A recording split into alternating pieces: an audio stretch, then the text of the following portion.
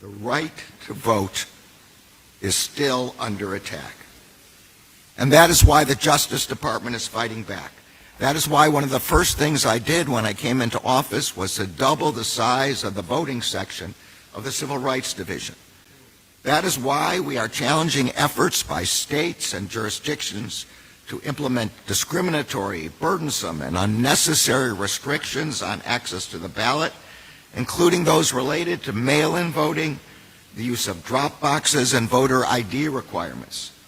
That is why we are working to block the adoption of discriminatory redistricting plans that dilute the vote of black voters and other voters of color. We are holding accountable jurisdictions that fail to provide accessible vote centers for people with disabilities. We are defending the ability of private individuals, not just the government, to bring lawsuits under the key provisions of the Voting Rights Act and the Civil Rights Act of 1964. We are joining with community groups and civil rights organizations across the country by intervening in cases to defend the constitutionality of the Voting Rights Act's prohibition on voter intimidation, and to defend the Act's bar against voting practices or procedures that discriminate on the basis of race or color. There is so much more to do. Yet these are not the only threats that democracy is facing. Today, threats to the right to vote have expanded to target not just the voters themselves, but the citizens we rely on to fairly administer voting.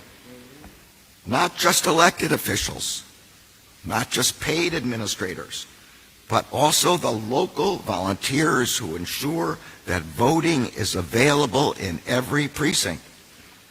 That's why I launched the Justice Department's Election Threats Task Force to combat threats against election workers. That's why we are aggressively investigating and prosecuting those who threaten election workers with violence. Just last Tuesday, for example, an Indiana man pled guilty to threatening to kill an election worker in Michigan, falsely claiming that the worker had, quote, frauded out America of a real election. And just last Thursday, we arrested a California man who transmitted a violent threat against an Arizona election official while falsely accusing that official of, quote, cheating the election. Our democracy cannot function if the public servants and civic-minded citizens who administer our elections fear for their lives.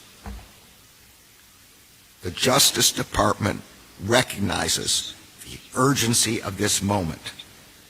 Defending democracy was the Justice Department's founding purpose, and it is the foundation of everything we do today. We recognize that community and civic leaders here and across the country are advancing that work day in and day out. Our commitment to you is that we will never stop working with you and for you to ensure that every eligible voter can cast a vote that counts.